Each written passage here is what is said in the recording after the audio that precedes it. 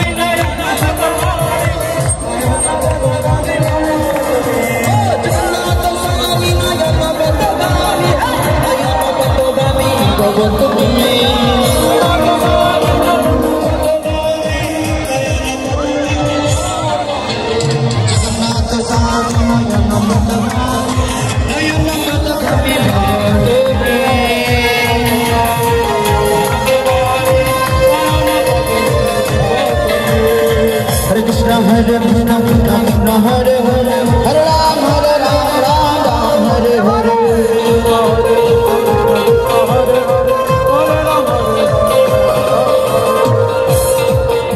Jai Jagannath ki,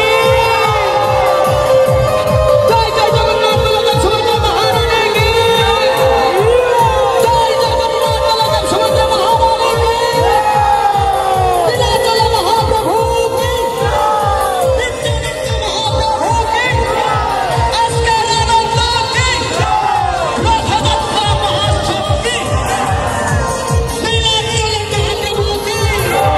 Krishna, Krishna